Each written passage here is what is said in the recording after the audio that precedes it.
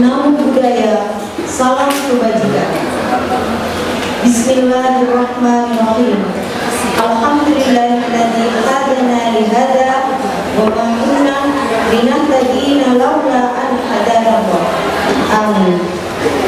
Yang terhormat Bapak Sukari SPD MPD selaku Ketua Wilayah IGI Provinsi Jawa Timur. Yang terhormat Bapak Fahim Aktoni Esos MPDI selaku Sekretaris Wilayah IGI Provinsi Jawa Timur dan selaku Ketua Pelaksana Sosialisasi dan Pendidikan Pemilu 2024. Yang terhormat Ibu Nurul Amalia SSI selaku Perwakilan KPU Provinsi Jawa Timur. Yang terhormat Ibu Endang Mulyani Putro MPD selaku narasumber. Yang terhormat Bapak Gunawan SPD MPD selaku narasumber. Yang kami hormati para pengurus wilayah IGI Provinsi Jawa Timur, panitia penyelenggara, dan seluruh peserta sosialisasi dan pendidikan pemilih pemilu 2024.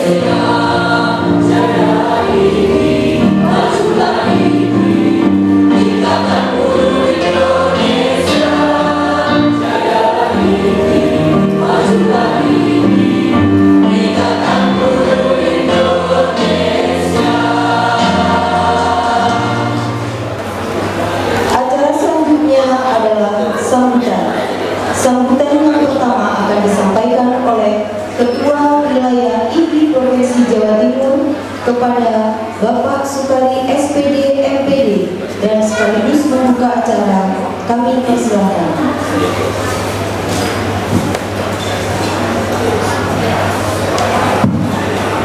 Bismillahirrahmanirrahim. Assalamualaikum warahmatullahi wabarakatuh. Bismillah, la haula wala quwwata illa billah. Bapak Ibu, mengingat waktu yang sangat terbatas hari Jumat dan Bapak-bapak harus segera Jumatan.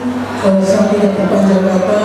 Yang pertama, saya ucapkan terima kasih yang sebesar-besarnya kepada segenap panitia yang telah mempersiapkan kegiatan ini dengan waktu yang cukup singkat, dengan alokasi yang sangat terbatas. Alhamdulillah, kegiatan pada siang hari ini bisa kita laksanakan bersama. Yang kedua, ucapkan terima kasih kepada pengurus wilayah di Jawa Timur yang sudah dari jauh-jauh dan juga pengurus di daerah kabupaten yang cukup jauh, saya sebut dari Magetan, ada yang dari Nganjuk, ada yang dari Pasuruan, ada yang dari Kabupaten Jember, ada yang Kabupaten Pamekasan, dan Kabupaten Sidoarjo, Kabupaten Gresik, dan Kota Surabaya. Dan sekaligus registrasi pendaftaran. Tak lupa juga kami mohon maaf yang sebesar-besarnya apabila dalam kegiatan kali ini ada hal yang kurang berkenan. Saya atas nama Ketua Jawa Timur mohon maaf yang sebesar-besarnya.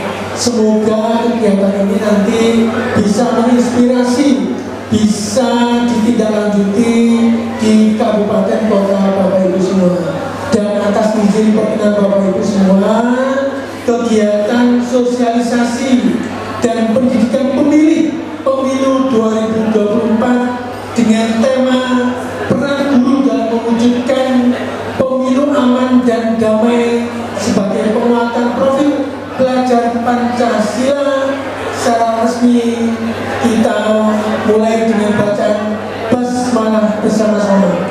Bismillahirrahmanirrahim. Semoga kita dimudahkan dan dilancarkan oleh Allah SWT dan sekaligus berkah manfaat untuk kita semua. Saya akhiri, assalamualaikum warahmatullahi wabarakatuh. Acara yang sempat terputus sekarang akan dilanjutkan dengan sambutan yang kedua yang akan disampaikan oleh perwakilan KPU Provinsi Jawa Timur kepada Ibu Nurul Amalia SSI. Kami persilakan. Alhamdulillahirrahmanirrahim. Salatu wassalamu ala asyrofil anbiya'i wal mursalin wa ala alihi wa sahbihi ajma'in. Wa bi surahli sadri wa yassir li amri wa hlul 'uqdatam min lisani yafqahu qawli. Yang terhormat Bapak Ketua IGI antara IGI dengan IGI dan Bapak Ibu narasumber yang paling saya kenal hanya kebanyakan saja. Yang lainnya saya mungkin baru hari ini pertama kali tatap muka. Alhamdulillah bersyukur dari Allah yang siang hari ini dengan kegiatan yang padat saya masih berkesempatan untuk hadir di forum ini dalam rangka berbagi ilmu untuk kegiatan sosialisasi pendidikan pemilih yang dilaksanakan oleh KPU. Yang kedua, semoga salawat dan salam kita tercurahkan pada junjungan Nabi Muhammad SAW. Bapak Ibu sekalian, sebenarnya pemilu itu dari tahun ke tahun ya begitu saja ya. Yang saya maksud begitu, kita sudah melaksanakan pemilu mulai 2004, kemudian 2009, 2014, 2016 dan hari ini 2024. Ini adalah pemilu serentak yang kelima. Sesungguhnya caranya sama, modelnya sama, tapi ada beberapa hal yang berbeda yang perlu mendapat perhatian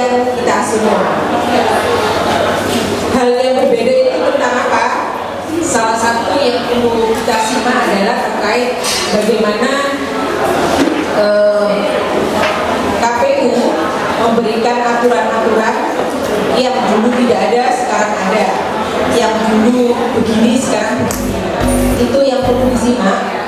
Kenapa perlu disimak? Karena ini menyangkut bagaimana Bapak Ibu menggunakan hak pilihnya. Ya, jadi kegiatan yang dilaksanakan oleh pemilu ini sesungguhnya memang butuh partisipasi masyarakat secara luas, tidak hanya bagaimana masyarakat datang ke TPS, tetapi harapannya masyarakat itu menjadi masyarakat yang cerdas, sehingga tidak hanya datang ke TPS selesai, tapi bagaimana cara menjadi masyarakat yang cerdas, jadi pemilih yang cerdas. Salah satunya ada beberapa step atau ada beberapa langkah yang harus ditempuh agar menjadi pemilih yang baik dan pemilih yang cerdas. Pertama adalah sebelum pemilu masyarakat harus paham apa yang harus dilakukan. Kenapa kami berharap masyarakat menjadi pemilih yang cerdas? Agar pekerjaan kami sebagai penyelenggara pemilu itu lebih ringan, kemudian pemilu itu juga lebih bermakna, tidak hanya sekedar datang TPS selesai, tidak hanya sekedar ada anggota dewan terpilih selesai, tapi kita mengawal mulai awal sampai akhir. Jadi pemilih yang cerdas itu tidak mudah tergoyahkan oleh iming-iming. Jadi kalau misalnya hari ini diajak keliling, ayo wisata, kemana juga Rondo dan macam-macam, atau ke Wali Songo atau dan macam-macam. Seringkali banyak orang yang merasa nek wis aku diajak keliling berarti aku dimilih sing biayai aku wisata. Padahal pemilu itu, pemilih kepala negara maupun pemilih wakil rakyat, jangka waktunya 5 tahun ke depan. 5 tahun ke depan itu tidak jangka waktu yang pendek, tapi panjang. 5 tahun ke depan itu hanya dengan diajak keliling Jawa Timur saja, akhirnya suara kita gadaikan kepada orang yang memberi biaya itu. Padahal kita tidak tahu visi misinya seperti apa, kualitasnya seperti apa. Itu yang seringkali kita lupakan. Harusnya pemilih yang cerdas sebelum datang ke TPS tahu siapa yang akan dipilih. Caranya bagaimana? Caranya akses informasi yang betul tentang calon pemilih kita. Banyak channel-channel, banyak saluran informasi yang benar dan kredibel yang bisa dipercaya melalui laman resmi KPU, melalui medsos resmi KPU, yang Bapak Ibu semuanya akan mendapatkan informasi yang benar dan tepat, termasuk cara bagaimana cek data pemilih. Jadi kita sebagai pemilih ada 3 model kategori pemilih: pemilih DPT, pemilih DPTB, pemilih DPK. 3 kategori ini punya spesifikasi masing-masing. Kalau pemilih DPT, apakah ada yang tahu di antara sekian banyak orang cara ngeceknya seperti apa? Belum ada. Oh, kurang dekat. Yes. Coba sekarang punya handphone semua ya. Ada yang tidak punya handphone?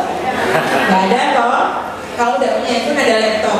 Silakan cek di sana, cek dptonline.kpu.go.id. Cek DPT online disambung semuanya, huruf kecil. Cek dptonline.kpu.go.id.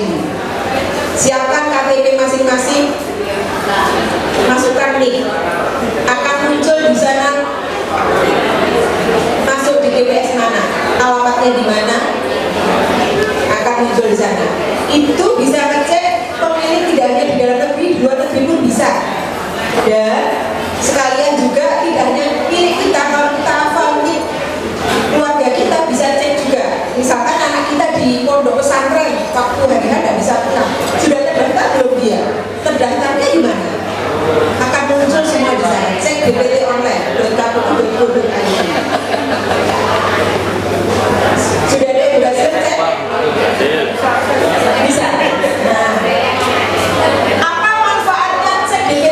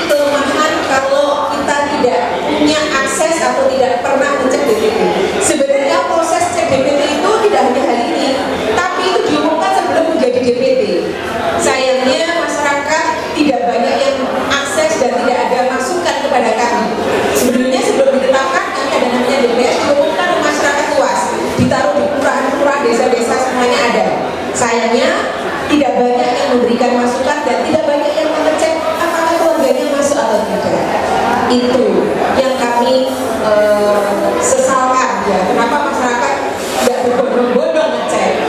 Tapi setelah diletakkan, apalagi sekarang sudah ada 3 calon presiden, kayaknya menarik ini.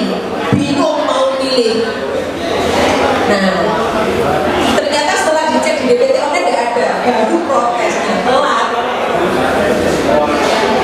Itu yang kami harapkan. Semoga di pemilu-pemilu berikutnya kejadian-kejadian macam itu sudah tidak ada lagi. Jadi mohon ketika ada tahapan pemilu berjalan, ikuti prosesnya, alurnya, sehingga tahu kapan kegiatan pemilu itu perlu partisipasi kita, kapan kegiatan pemilu itu hanya perlu suara kita, kapan kita hanya melihat saja. Itu harapan saya begitu. Jadi tidak berhenti di sini. Memang pendidikan pemilih itu harapannya selain memberikan informasi, tapi mencerdaskan juga bagaimana masyarakat ikut berpartisipasi aktif bahwa pemilu itu milik kita semua, bukan milik KPU, tapi milik kita semua. Begitu kita tidak baik pelaksanaannya, begitu kita tidak aware, begitu kita tidak mengawal, hasilnya selalu diprotes.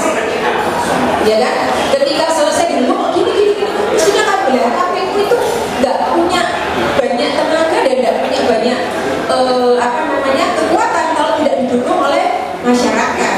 Makanya saya berharap masyarakat ini tidak hanya kewajiban datang ke TPS selesai, tapi sebelum itu mengawal pemilu. Ya, mohon bisa apalagi ini guru-guru ya yang mungkin anak buahnya atau guru PKN ini paling tepat nanti ke murid-murid SMA, meskipun belum SMP diajarkan bahwa pemilu itu milik kita bersama, supaya nanti yang terpilih benar-benar orang yang kita harapkan. Itu ya.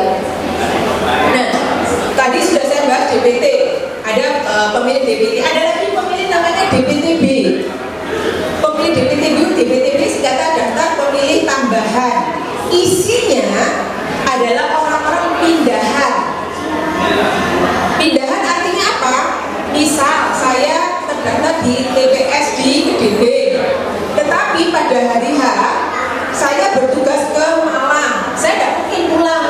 Saya karena tugas saya di Malang, maka saya bisa pindah memilih ke Malang. Tapi syarat utama bisa pindah memilih terdaftar dulu ke DPT. Jadi kalau saya mau pindah, saya cek daftar pemilih DPT, cek DPT online tidak ada, sudah berhenti. Tidak mungkin saya melakukan pindah memilih. Itu yang hari ini terjadi. Jadi hari ini proses pindah memilih itu dibatasi sampai H-30, berarti 15 Januari terakhir. Jadi kalau punya anak cucu yang sedang kuliah dan tidak bisa balik, ditelepon dulu, terdaftar dalam DPT tidak, sudah masuk DPT, tidak mungkin pulang, silakan urus pindah memilih. Bagaimana cara urus pindah memilih? Cek dulu DPT online kalau sudah ada, kemudian datang ke PPK atau PPS atau ke KPU setempat, tidak usah pulang dulu, di tempat asal, di tempat tujuan sudah bisa diurus. Siapa saja yang bisa memilih atau melakukan pindah pilih sampai tanggal 15, hanya 9 kategori. Tidak semua orang, misalnya saya tiba-tiba lagi wisata, kemudian pada hari H saya berada di Labuan Bajo, saya ingin pilih di Labuan Bajo, tidak bisa. Alasan pindah memilih yang diperbolehkan sesuai dengan undang-undang sampai H-15 hanya 9 kategori. Pertama, karena sakit di rumah sakit, kemudian lapas rutan, penghuni lapas rutan, kemudian penghuni panti sosial, penghuni rehabilitasi narkoba, kemudian karena tugas, kemudian karena tugas belajar, kemudian karena pindah domisili, kemudian karena tugas belajar pindah domisili, bertugas di tempat lain, kemudian yang terakhir tugas saat pemilu. Jadi misalnya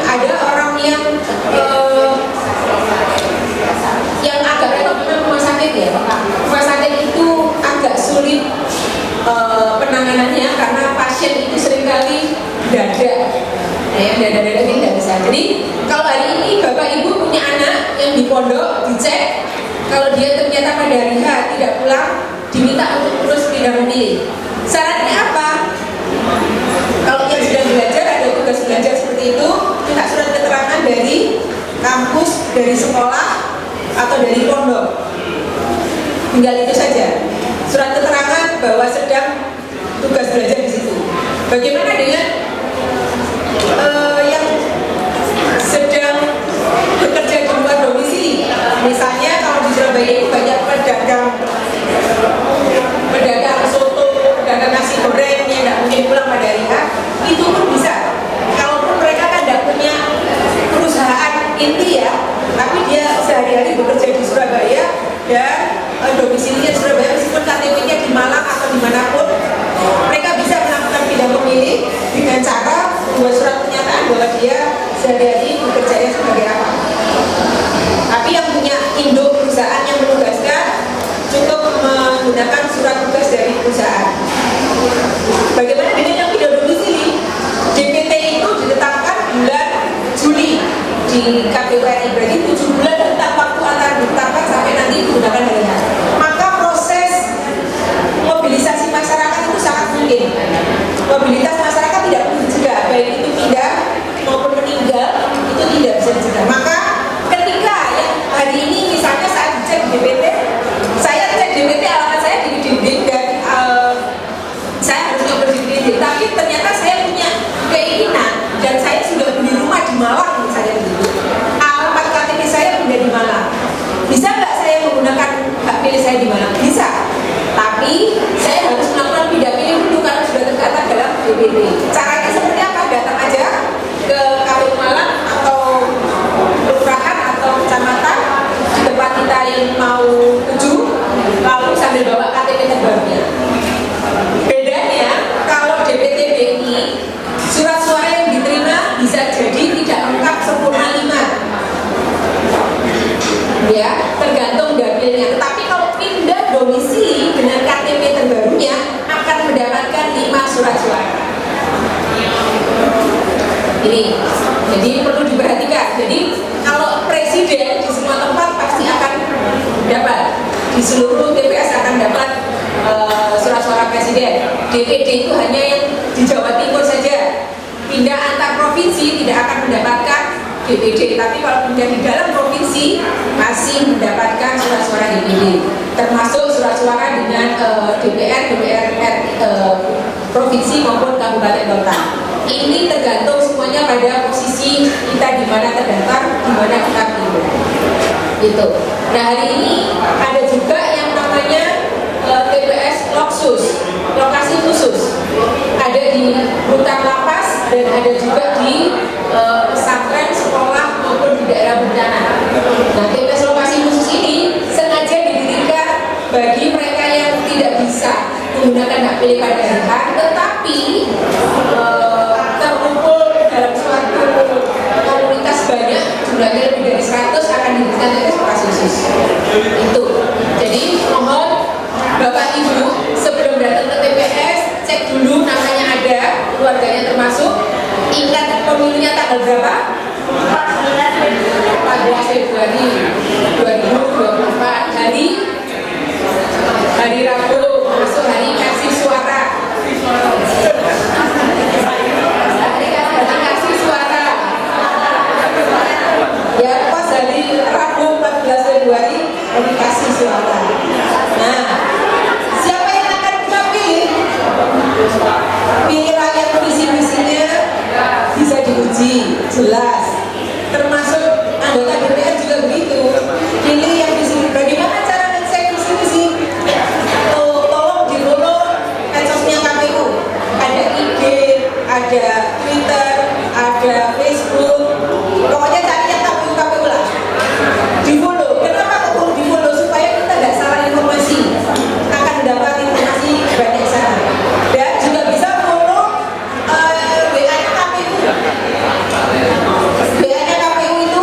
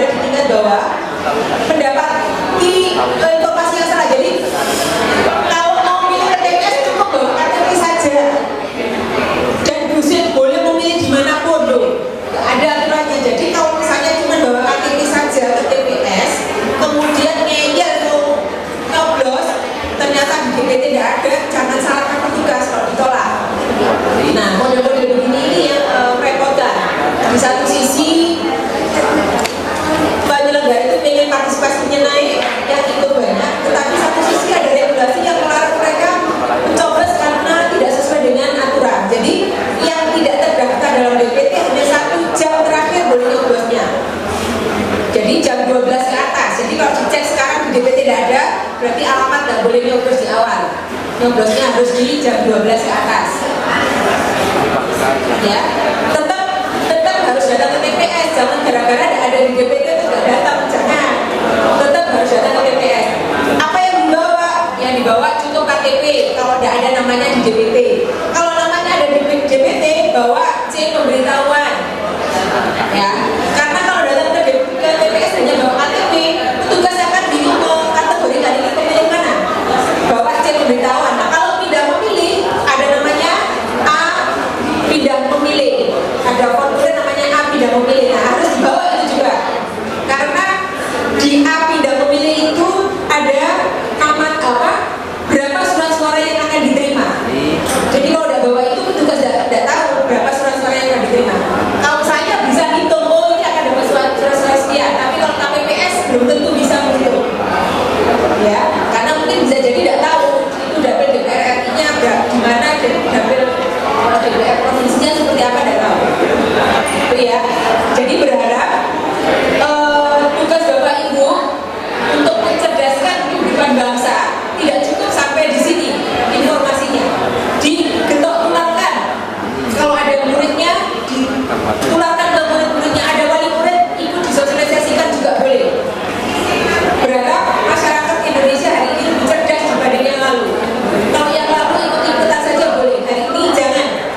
Ya, cukup sampai di sini saja.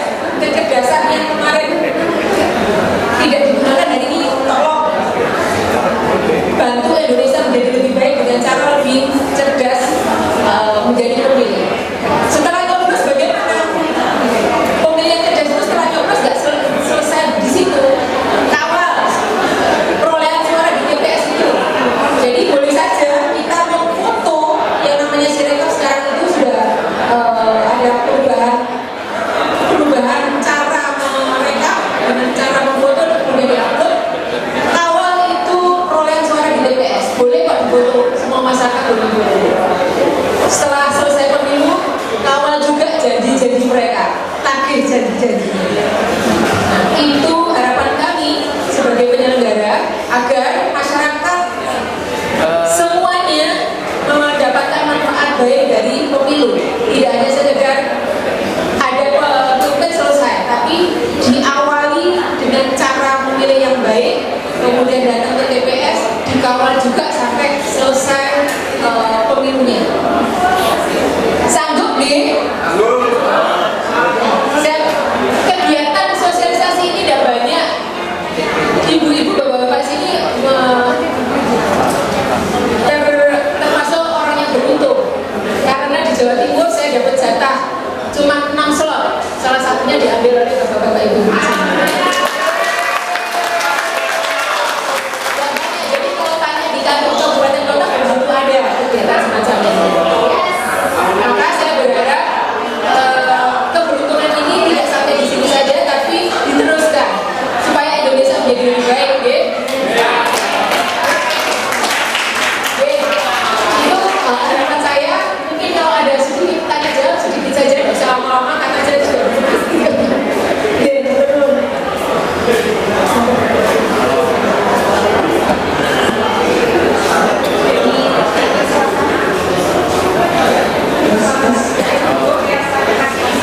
Dipersilakan bagi yang mau bertanya, Bu Istisaro.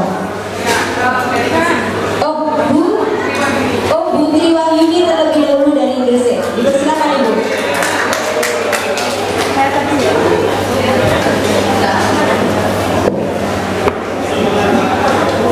Kemudian Bu Roro. Siap, ketik. Oke, terima kasih kesempatannya. Tadi yang disampaikan walaupun sebentar tapi sangat menarik ya. Saya Triwahyuni ya, saya tadi disampaikan kalau untuk pemilih yang cerdas, salah satunya itu kita harus mengawal. Nah, pertanyaan saya mengawalnya itu sampai di mana? Apakah cukup sampai di kecamatan? Ataukah perlu sampai dikawal sampai dengan provinsi? Atau gimana itu benarnya? Terus kemudian, kalau saya rasa tadi yang disampaikan kalau untuk pemilih kan hanya ada DPP yang 3 ya, DPP tadi ada 3 tadi.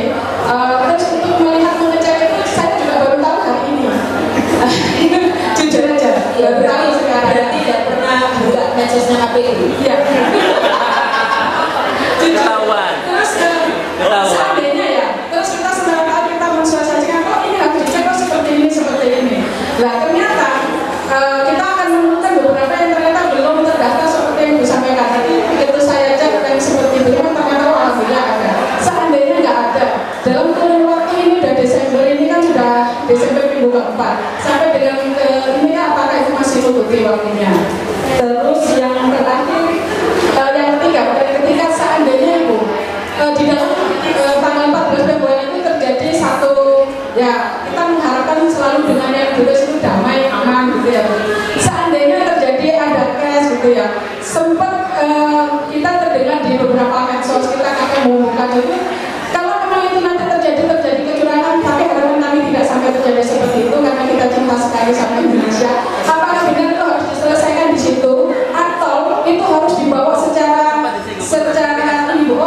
laporan ke KPU nanti itu bertahan seperti ini karena banyak kekhawatiran masyarakat itu kadang merasa aku khawatir ya itu nanti KPU-nya nggak adil. Nah itu ada seperti ini. Saya sampaikan aja ini sudah banyak masyarakat seperti ini.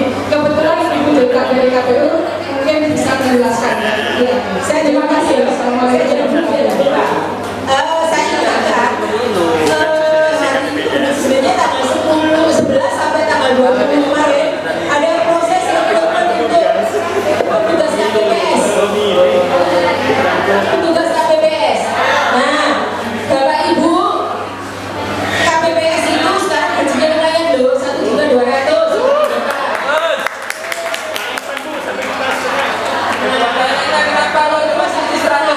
Harapannya tidak cuma tergiur honornya ya, tetapi ikut berpartisipasi aktif menjadi KPPS. Cuma tugas KPPS hari ini dibatasi usia. Kalau dulu terserah usia berapapun sampai sepuh-sepuh, tidak kayak saya dulu setiap pemilu mesti jadi KPPS. Nah hari ini dibatasi sampai 55 usianya. 55 sehat jasmani rohani. Sehat jasmani dengan cara memberikan surat keterangan cek darah, cek tensi sama kolesterol. Kenapa ini dilakukan? Karena evaluasi dari pemilu yang lalu banyak petugas yang meninggal. Meskipun petugas kami yang meninggal itu bukan karena BPS bukan, tapi akumulasi dari mulai awal sampai akhir. Jadi bukan karena kelelahan. Kalaupun ada yang meninggal karena kelelahan itu hanya 1-2 orang saja. Bukan semua petugas sekian banyak meninggal karena kelelahan. Ya, itu informasi yang benar seperti itu. Karena informasi yang berkembang di luar gara-gara KPU, gara-gara tugas di BPS pemilu yang ribet dan luar biasa, banyak petugas KPPS yang meninggal. Kita sebenarnya bukan KPPS. Semua yang meninggal itu ada BPS, ada BPK, ada petugas-petugas yang lain gitu ya. Nah, tolong ini dimanfaatkan sebaik-baiknya untuk bisa berpartisipasi aktif. Nah, selain menjadi petugas KPPS, mengawal supaya cara kita untuk berpartisipasi setelah pemilu selesai, awal suara itu caranya bagaimana?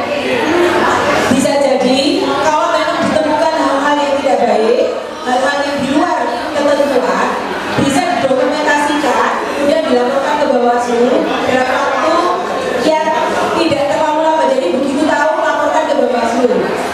Bawaslu ada di TPS ada, dan ada juga di kecamatan. TPS namanya apa di TPS. Kemudian kalau di luar TPS ada PPR, pengawas lapangan. Kalau di kelurahan itu udah di kecamatan ada pengawasan. Silakan laporan ke sana. Melaporkan tentunya tidak sekedar ngomong, tapi bawa bukti, ya, supaya laporan kita bisa diproses. Cari bukti-bukti yang alternatif, cari bukti-bukti yang bisa memenuhi syarat unsur-unsur itu. Kalau memang terjadi kecurangan, tuh. Nah, kemudian ngecek tadi, bagaimana cara ngecek kalau misalnya namanya ada. Jangan berkecil hati kalau ternyata namanya tidak ada di DPT, itu nanti berarti masuk kategori DPK daftar pemilih khusus. Yang masih boleh memilih di 1 jam terakhir, ya, tetap boleh memilih hanya 1 jam terakhir. Jadi kalau misalnya karena hari pemilu itu hari yang diliburkan, seringkali kan orang itu memilih terus mau jalan-jalan begitu ya. Nah kalau yang DPK tidak boleh, nggak bisa jalan-jalan. Jadi tunggu jam 12 baru datang ke TPS nyoblos, baru selesai itu jalan-jalan. Itu. Jadi jangan berkecil hati, tetap bisa memilih tapi di jam terakhir. Hanya saja pemilihnya tidak boleh di semua tempat, tidak boleh di setiap tempat, tapi hanya di alamat KTP. Misalnya saya di tengah sekolahan, di tengah sekolahan itu ada 2 TPS, 2 TPS itu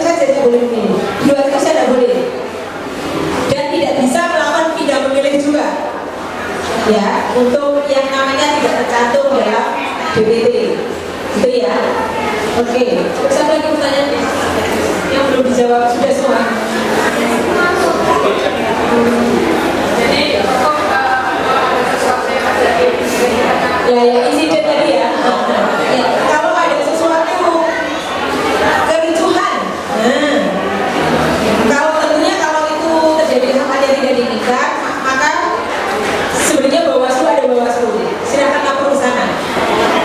Harapan kita pemilu itu ada penyelenggara, Bawaslu juga termasuk penyelenggara. Semoga penyelenggara yang di luar KPU yang tugasnya mengawasi bisa mengawasi dengan baik. Ya, artinya bisa jadi pengawas itu tidak bekerja dengan baik, ingatkan kalau tidak baik. Ya, jadi kalau Bapak Ibu semua ini mengikuti dan meskipun tidak harus juga ya, tapi betullah diskusi bertanya juga bagus. Apa sih tugasnya Bawaslu? Apa sih caranya bagaimana itu baik juga gitu, sehingga masyarakat itu tercerahkan dan tidak hanya sekedar selesai nyoblos selesai tapi itu tak awasi, itu tak tagih. Bagaimana cara menagih misalnya? Ya melalui saluran-saluran yang ada, bukan janji-janji. Melalui misalnya kalau ada ini dulu janjinya pada guru begini, nah ini kan bisa melalui forum-forum seperti ini ditagih janji-janjinya. Nah mengingatkan juga begitu melalui forum-forum, melalui saluran-saluran resmi. Biasanya kalau anggota dewan namanya reses, melalui reses itu atau melalui musrebang itu surat-surat itu bisa masuk. Jadi banyak proses ya.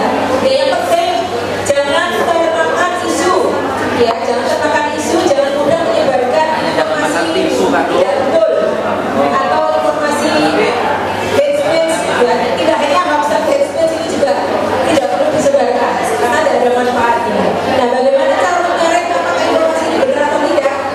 Itu tadi harapan saya memfollow metode yang resmi. Jadi kalau kita ini metode resmi, informasi resmi dari sana, pasti informasi itu ada informasi yang paling benar. Kalau dicek di sana tidak ada berarti informasi yang begini. iya. Terima kasih. Bagaimana Ibu? Sudah puas ya? Langsung ke pertanyaan kedua ya, Bu, supaya cepat. Bapak Ibu jangan lupa follow medsosnya KPU. Silakan, Bu Rono. Terima kasih. Assalamualaikum warahmatullahi wabarakatuh. Nama saya Bu Rono, saya anggota IPI Jawa Timur. Ibu, pertama saya mengapresiasi Ibu luar biasa. Saya suka penjelasan Ibu yang jelas. Jadi pun kalau ada teman bicara itu saya tetap memperhatikan Ibu gitu, nggak berpaling gitu. Apapun yang Ibu katakan langsung saya lakukan, termasuk saya jelas. Kemudian yang saya tanyakan adalah tentang bagaimana dengan golput gitu. Karena ada teman yang bilang kok suara saya hanya satu, saya siapapun presiden yang terpilih itu tidak akan berpengaruh gitu. Saya sudah memotivasi bahwa jangan, kalau misalnya 1 juta benar 1 juta suara, kalau Ibu nggak memilih maka yang satu jadi 999 itu dikalah jadinya gitu. Jadi saya sudah memotivasi itu. Ya, paham. Saya sebenarnya selama jadi anggota KPU itu sangat menghindari kalau foto ya. Kalau foto itu saya tidak pernah berani gini tidak berani. Karena khawatir ya foto saya ketika saya tidak sedang pemilu atau pramuka, ketika sedang pemilu, foto saya yang begini dan diprotek dipasang gitu loh, dulu pendukung nomor sekian. Makanya selama jadi anggota KPU kami punya etika, tidak berani foto dengan kode-kode jari. Tapi kalau foto biasanya pakai KPU melayani gitu. Jadi tidak pernah pakai kode-kode. Nah baju juga begitu. Kalau kami rapat internal di kita hanya anggota KPU saja, itu warna-warni tidak apa-apa karena kami nggak bisa warna kalau harus keluar dari warna-warna partai sudah semuanya dipakai oleh partai. Tapi ketika kami bersosialisasi, bertemu dengan partai, saya pastikan kami tidak akan pakai warna dari mewakili partai-partai. Kalau ketemu dengan partai, nah hari ini kebetulan tidak ketemu dengan partai, tapi saya juga lupa ketemu dengan orang lain. Jadi intinya saya tidak berkampanye ya. Kampanye itu menyampaikan visi misi, membawa atribut, membawa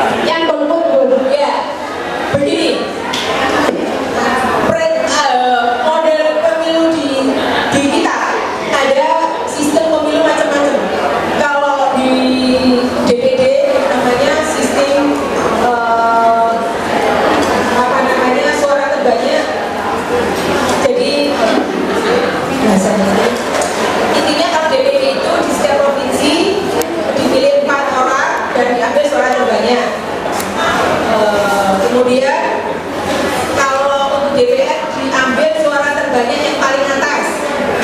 Nah, untuk presiden tidak hanya suara terbanyak, supaya menang itu harus 50+1. Nah, bayangkan satunya itu kalau misalnya gara-gara tidak pilih akhirnya nggak jadi 50+1, harus diulang, bukan diulang. Ada putaran kedua akhirnya. KPPS mujur Bu putaran kedua.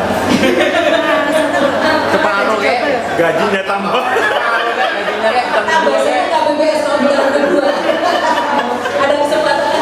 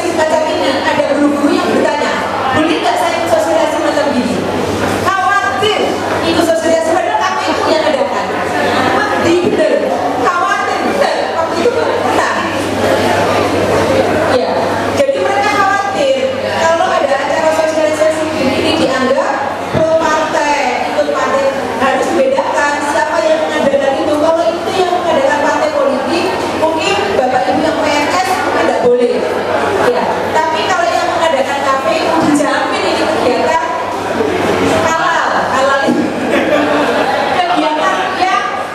kegiatan negara yang dilindungi oleh undang-undang dan dipastikan tidak mengarahkan kepada partai politik tertentu.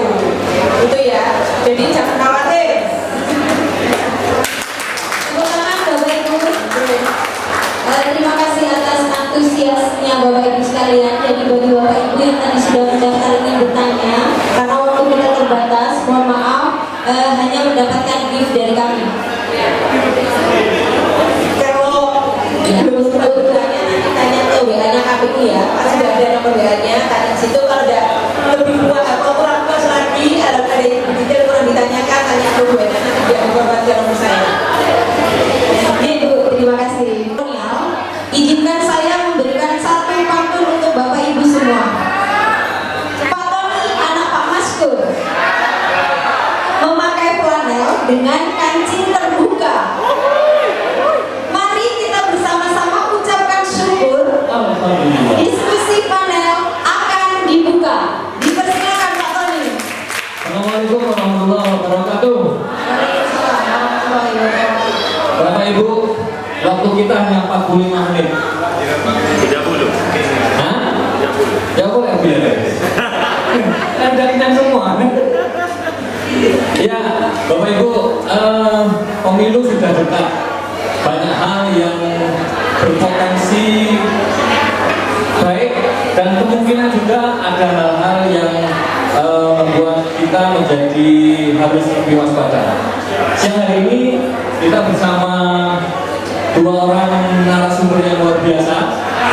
Yang pertama Pak Gunawan, kalau di WA Group Iki Jatim banyak dikenal dengan Gunawan Pacitanisi.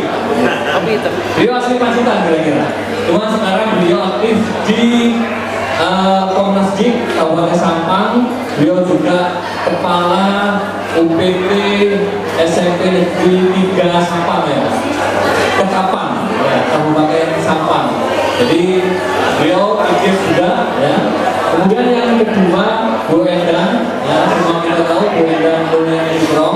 Beliau ini seorang konsultan pendidikan, konsultan PAUD. Beliau aktif di TK PAUD sudah berselisih ya, Surabaya. Kita bersama-sama akan berdiskusi, ngobrol ya sampai nanti jam 14.45 ya. Untuk itu kita 45 menit kita upayakan banyak hal lagi yang akan kita dapatkan. Untuk itu kami persilakan Bu Endang dulu ya. Beliau akan menyampaikan kepada kita bagaimana berwaspada, memitigasi potensi-potensi yang akan terjadi di dalam pesta demokrasi itu. Ya, Bapak Ibu nanti bersiap untuk menyampaikan juga pendapat dan mari kita dengar bersama apa yang ingin disampaikan Bu Endang. Silakan, Bu Endang.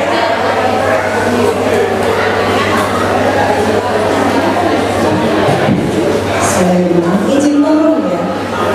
Assalamualaikum warahmatullahi wabarakatuh. Kalau ketemu dulu kita seperti ini, pokoknya. Cuma saya nggak akan mengajak nyanyi-nyanyi berburu waktu. Ini harus subur ya. Oke, di sini saya akan mengajak teman-teman di sini untuk sedikit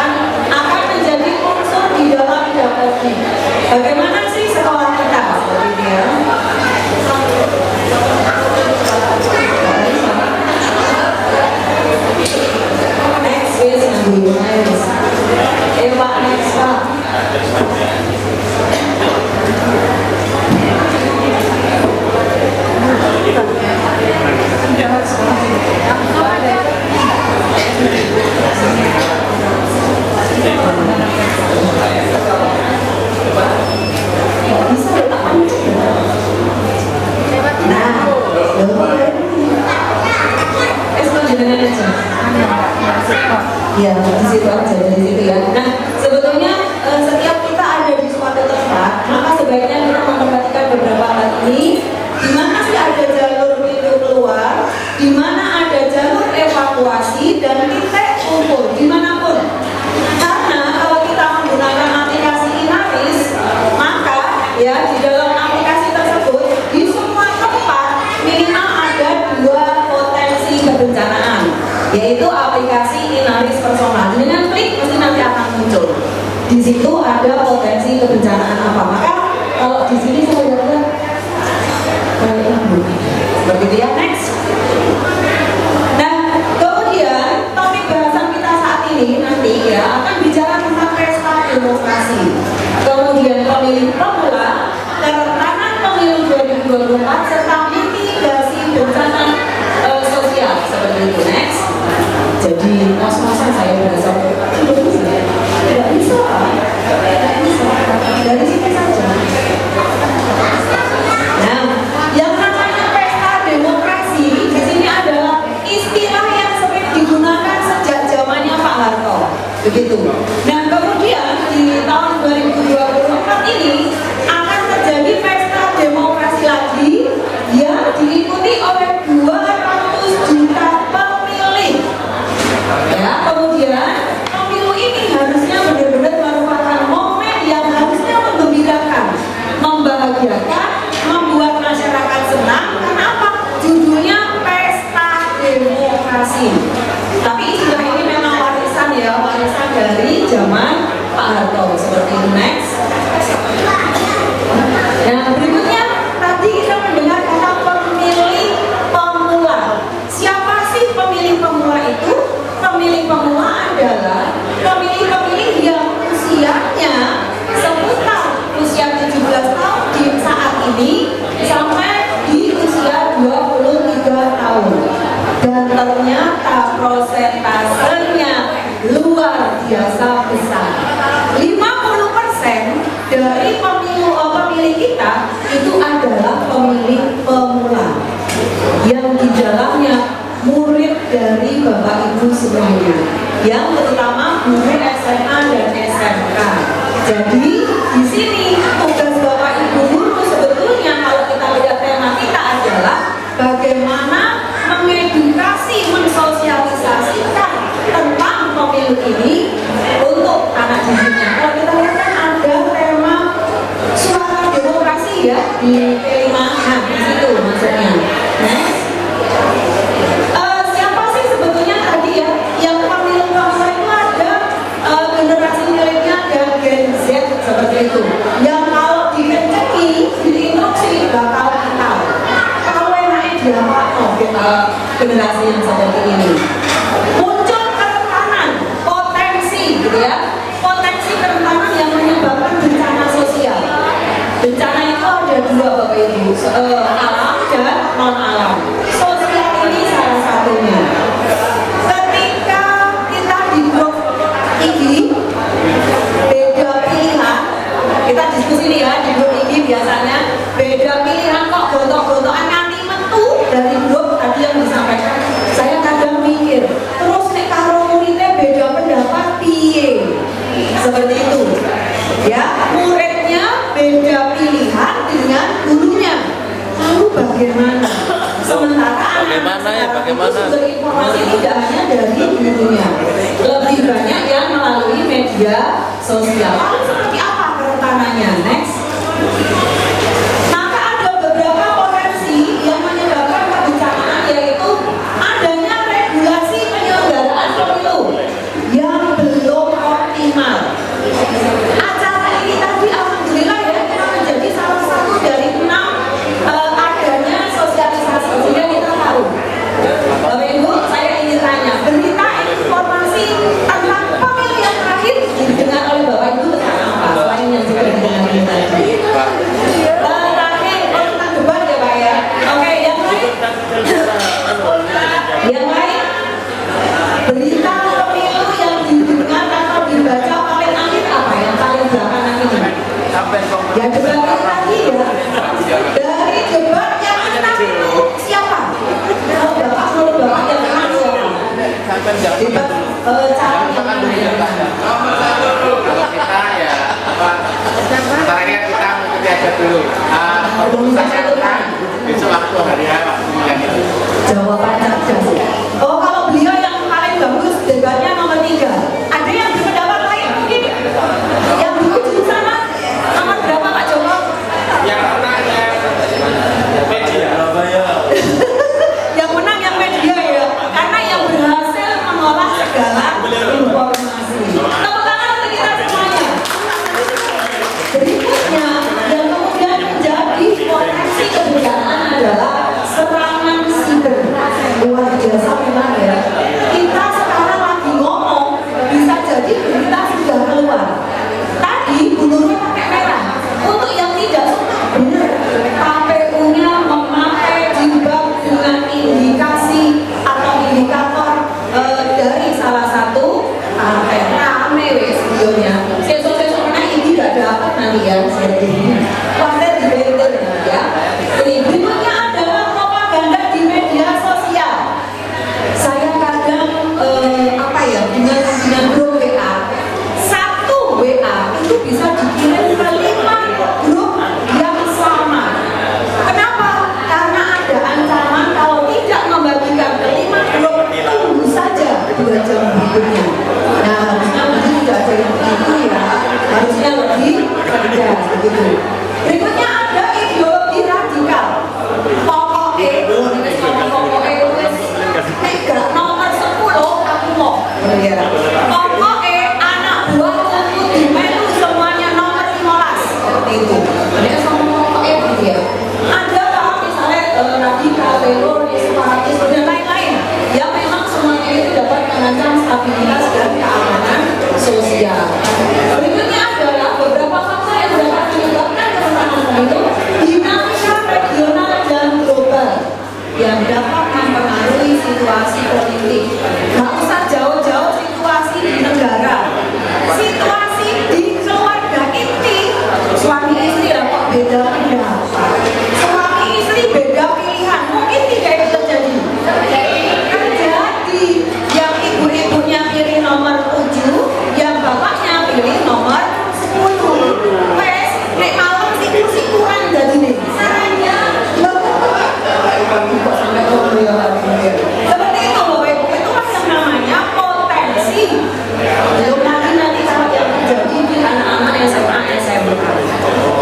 Nanti ketika pemilu, merah melu merah, kuning melu kuning, biru melu biru, sehingga kaos di lemarinya itu kalau dicuci, digantung, dicuci, itu seperti pelangi. Apa pekerjaannya? Pekerjaannya adalah ikut kampanye. Lumayan kan sekali berangkat 100.000. Ada pekerjaan khusus gitu ya. Next Pak. Lalu potensi konten ini yang atas pemilih pemula seperti apa? Potensi konten pada pemilu ini yang atas pemilih pemula, saya kadang mempecok-pecok pemilih pemula pada pemilu. Nah, apa itu nanti yang akan mempengaruhi? Kenapa? Tadi itu 50% pemilih di negara kita kan 2024 50% belum lebih. Next.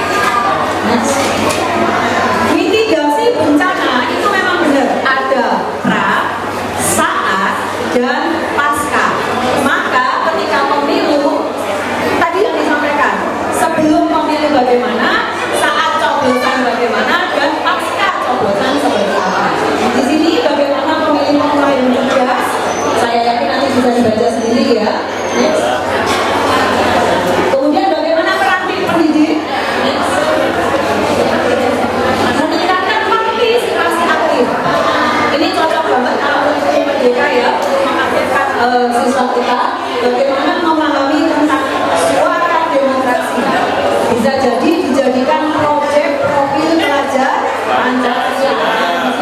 Untuk apa? Supaya mendorong pemilih pemula untuk menjadi pemilih yang cerdas.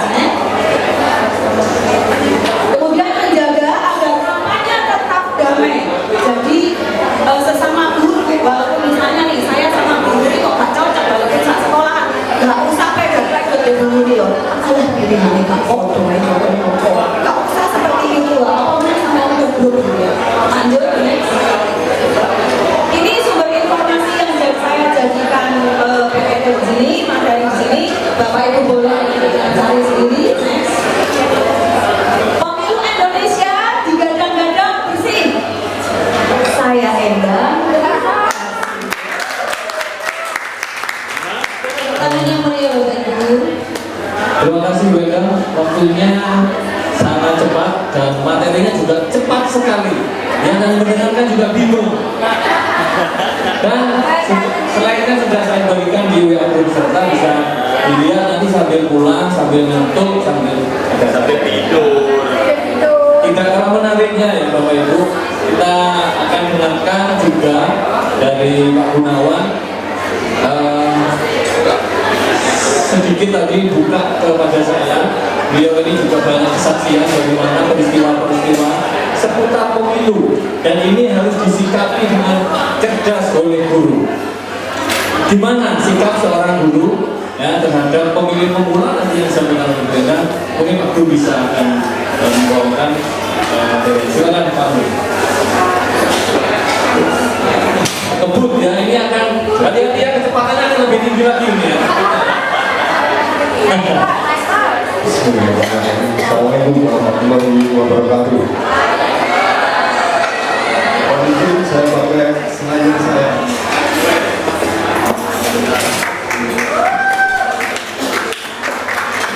Saya berduka merah putih. Saya dari Pacitan, tapi lama berdinas di Tapanuli dan dia agak kereta tinggi. Bapak Ibu, saya ingin minta izin Bapak Ibu, saya ingin minta Bapak Ibu taruh hatinya 5 menit saja.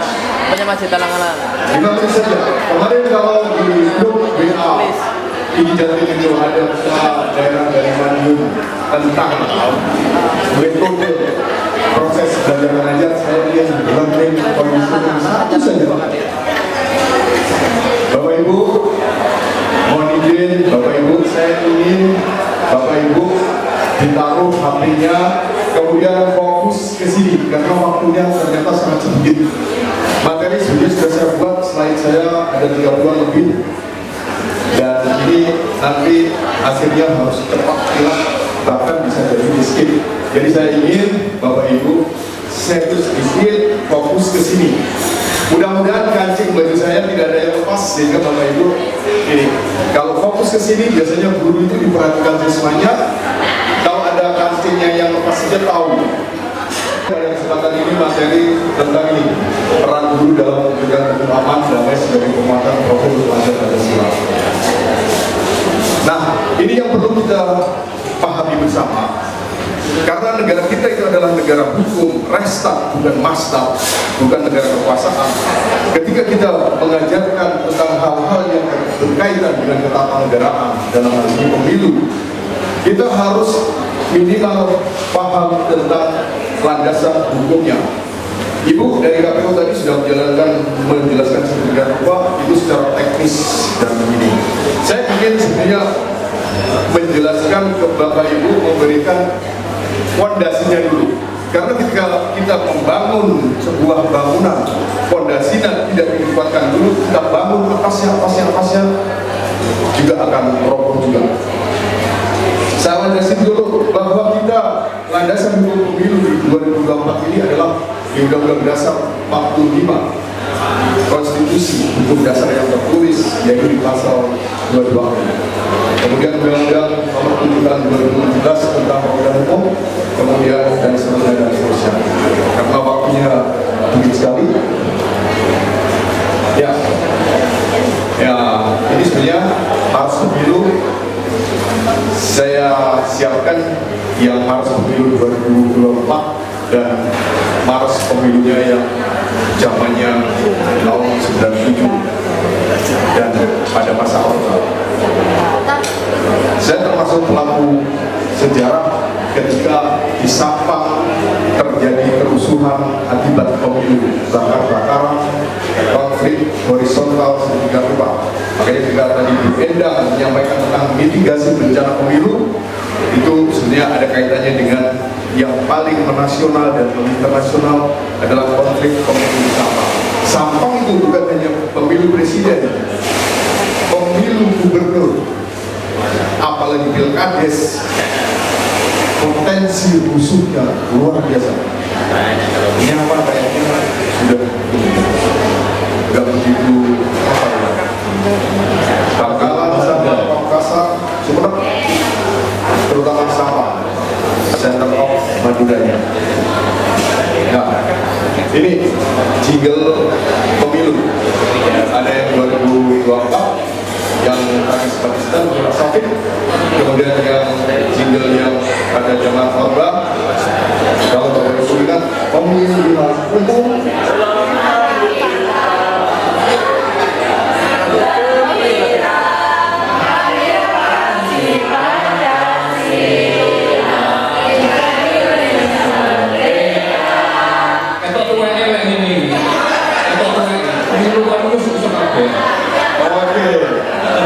begitu hafalnya dan begitu melekatnya dalam hati kita kan, dan itu liriknya luar biasa hebat maknanya.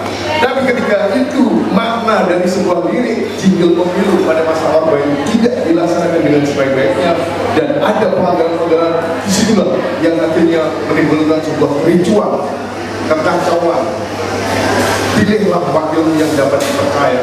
Bagaimana supaya bisa memilih wakil yang dapat dipercaya? Pelajari visi-misinya, harus tahu bagaimana, dari mana itu, dari berbagai macam referensi yang harus kita lihat. Nah, ini yang bahwa pemilu sarana integrasi bangsa ini merupakan yang tahun 2024 ini pakai kedua. Kemudian logonya adalah surah dan sulu. Surah ada yang tahu? Ibu? Surah apa ya surah? Surah suara rakyat dan sulu suara pemilu. Ini nanti ada logonya. Kemudian ada berapa kertas suaranya tadi yang Bapak Ibu terima itu? Kertas suaranya itu ada 5 macam surat suara. Jadi Bapak Ibu nanti akan terima ini, yang warna abu-abu itu untuk presiden, kemudian yang merah untuk BPD, yang ini, nah dan seterusnya dan seterusnya. Nah, tuh.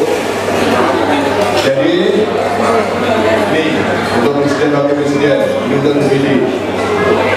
Ini untuk DPRD kabupaten kota yang warnanya hijau, yang warna biru DPRD provinsi. Madura biasanya tidak bisa membedakan hijau dan biru.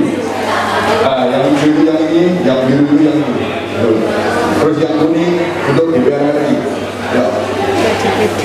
Nah, ini partai politik dan partai politik lokal peserta pemilu 2024 ada 24.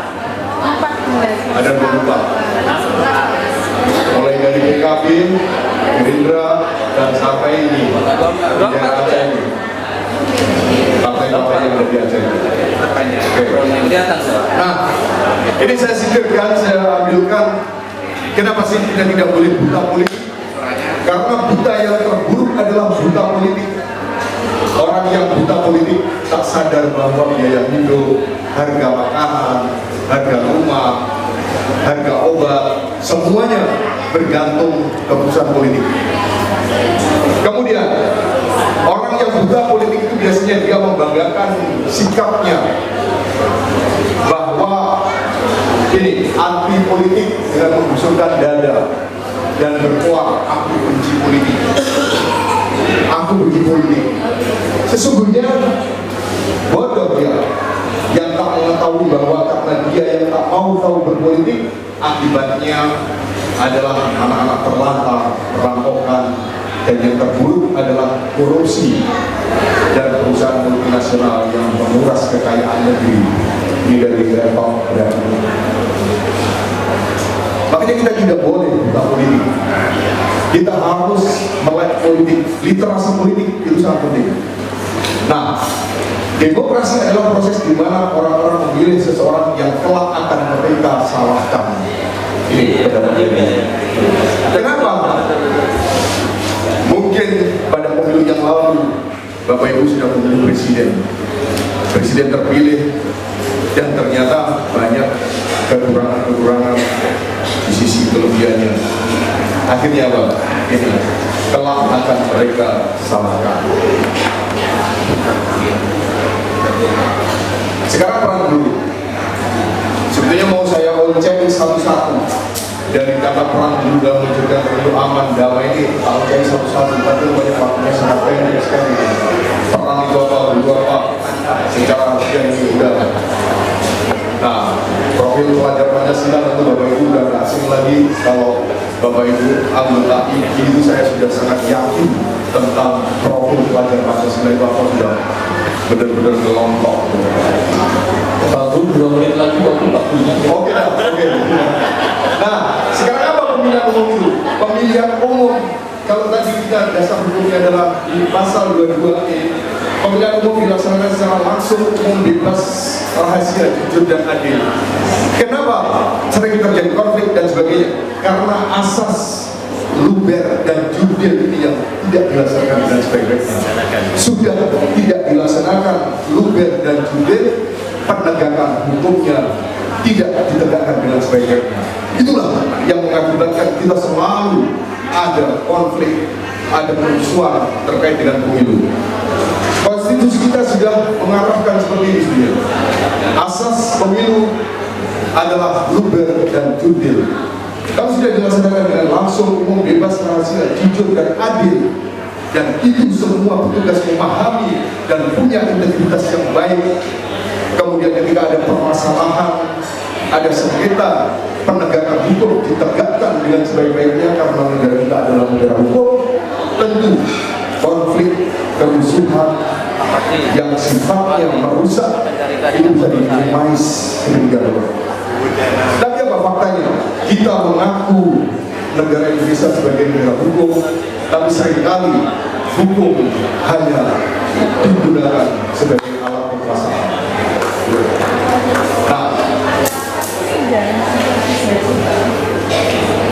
Bisa langsung closing Pak Bu? ya. Bisa langsung closing. Oh, jadi Nanti biar dibaca. ini yang Bapak Ibu ya tadi, ketika ada pelanggaran pemilu tadi, yang Bapak Ibu sempat tanyakan itu Ini pelanggaran terhadap pembicara yang saya senang terus. ada alur sedemikian rupa, silakan nanti Bapak Ibu dipelajari sedemikian rupa. Sebenarnya saya ingin menjelaskan ini.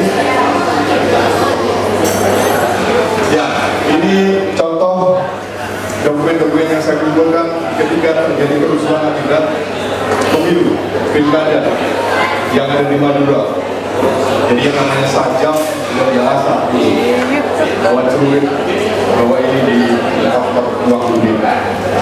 Oke, karena moderator sudah ini apa sih bingung memilih video ini? Bingung memilih video ini sempat saya share di grup di Jawa Timur ketika Mahkamah Konstitusi waktu itu memutuskan itu judicial review terkait dengan batas usia Wapres. Saya langsung tulis ini. Saya langsung tulis bingung memilih judul ini. Dan ternyata pada fase selanjutnya Mahkamah Konstitusi hakimnya setelah disidang oleh MKMK, Majelis Kehormatan Mahkamah Konstitusi dijatuhi sanksi. Oke, terima kasih Pak Bu. Oke, monggo dilanjut. Biasa, kita sama untuk Pak Bu. KPU melayani.